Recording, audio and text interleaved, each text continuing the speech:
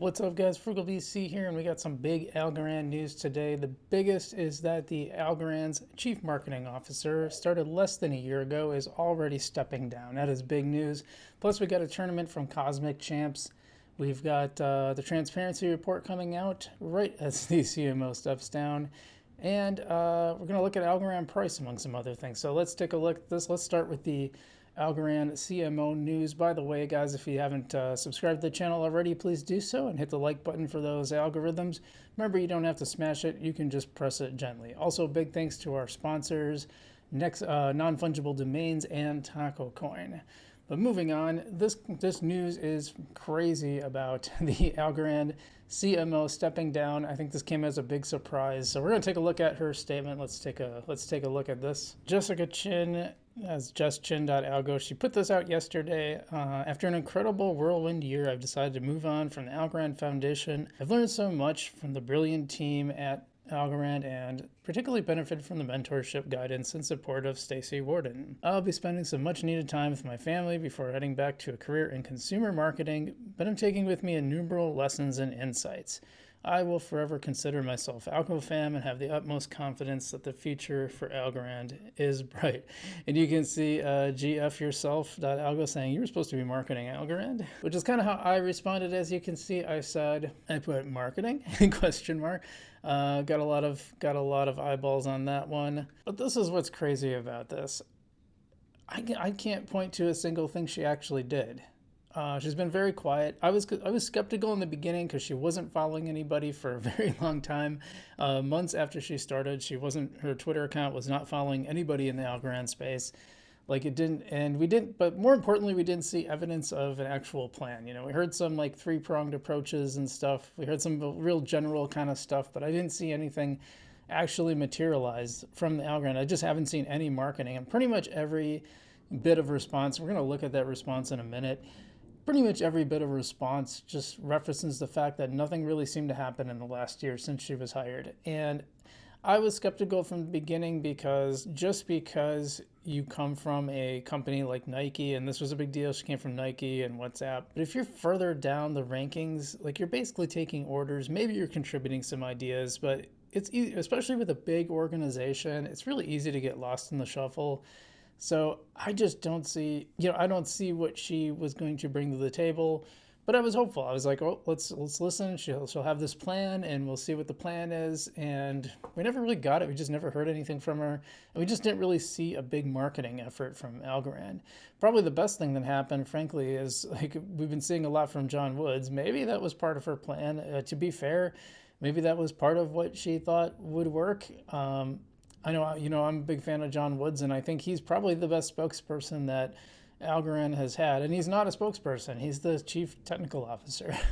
He understands it well, and he's able to communicate it very well. And that's probably the best thing. But if they have him, what do they need? Maybe they don't need a marketing person, or maybe they could hire an outside firm to do some consulting and grow that. So, before we get to the reactions, I do want to. Someone brought up, Michael Jordan actually brought up on Twitter, he's like, well, what would you do differently? And I thought about this a little while, and I don't have all the answers, but one thing I would definitely do, and I know this is a little bit self-serving, but I would embrace the YouTubers and other content creators because, they're doing your marketing for you. In fact, it's more valuable because it's basically earned media. It's stuff you're not purposely marketing, but it has more value because it's coming from a third party. So I would incentivize that. If I were the Algorand Foundation, here's what I would do. I'd set up a program that incentivizes Algorand creators and say, hey, as long as you meet a certain threshold and you make so many videos about Algorand per month, whatever that is, we'll pay you this stipend, and it comes with no strings other than that.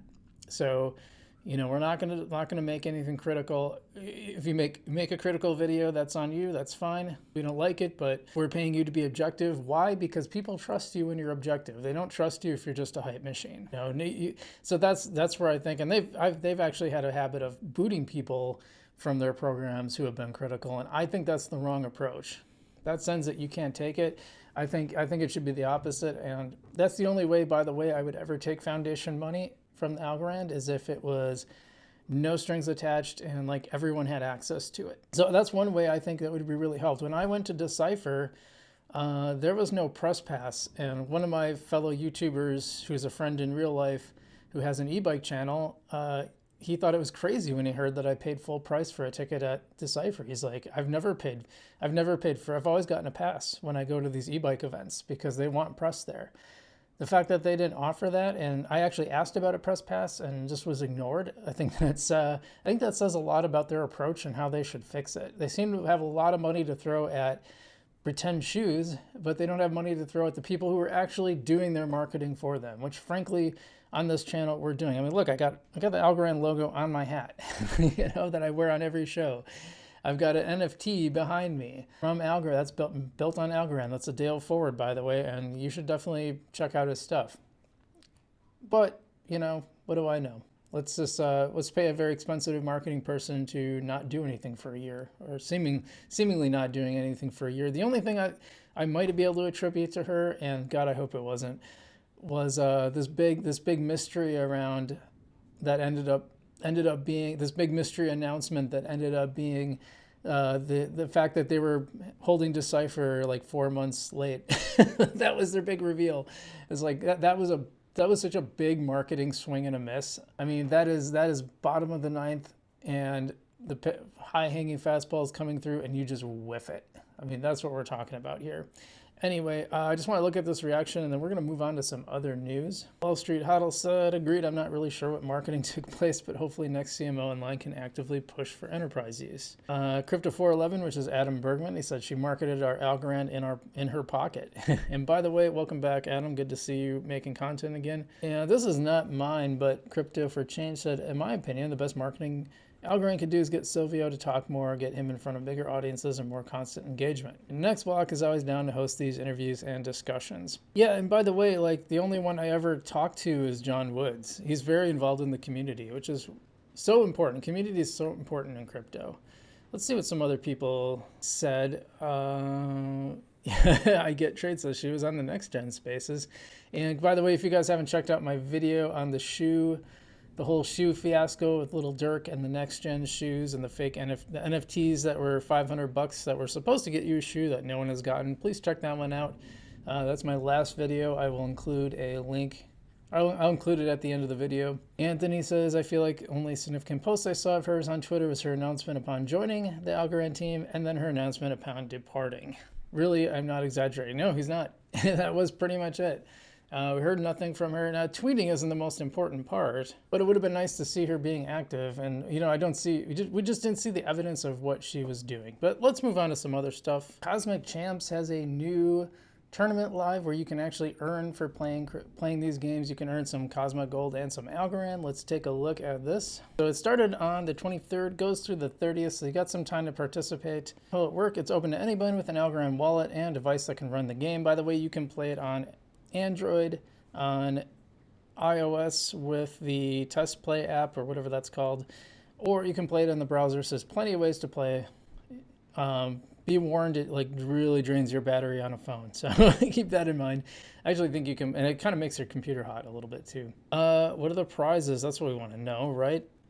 When the tournament ends, the top 10 on the leaderboard will share in 3,000 algos. The next 30 places on the leaderboard share in the remaining 2,000. The higher you climb in the leaderboard, the greater your chances of earning a bag of loot. During the tournament, you can view the live leaderboard here. Leaderboards, you can go check that out now.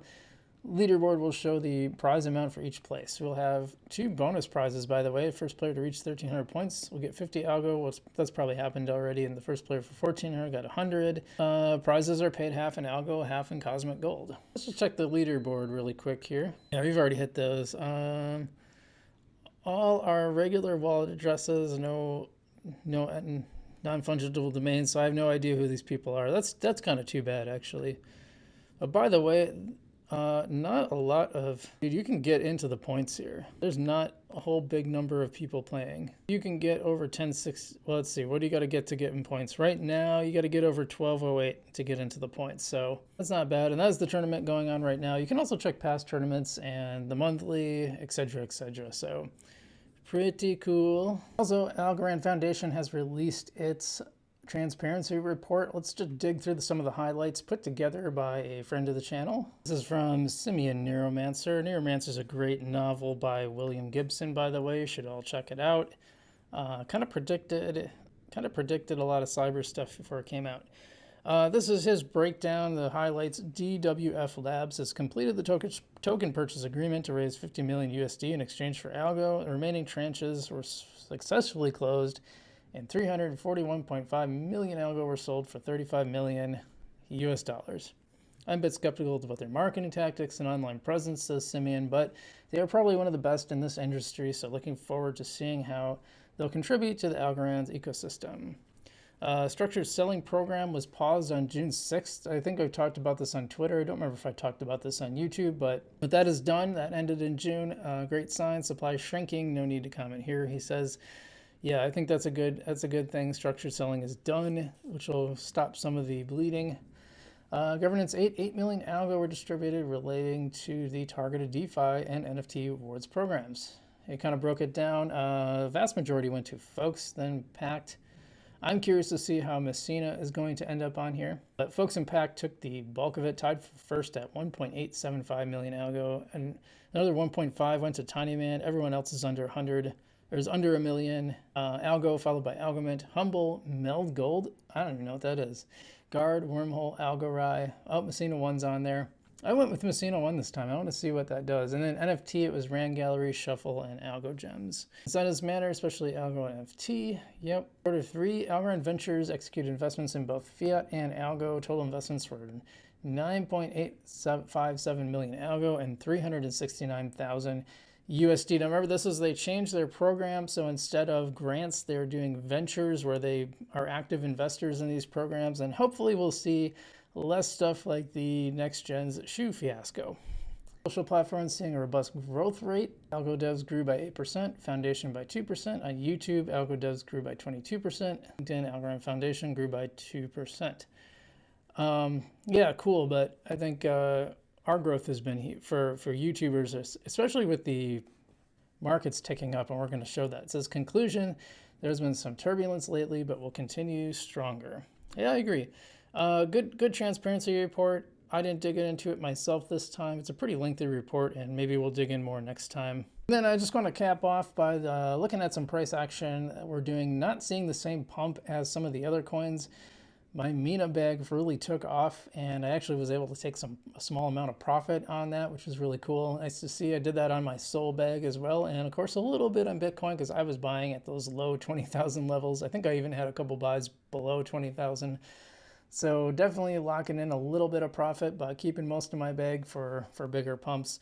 Well, let's see what Algorand's been up to. So we had some green candles up. We didn't see the same price action as some other coins, but we did make it well above 10 cents for a little while.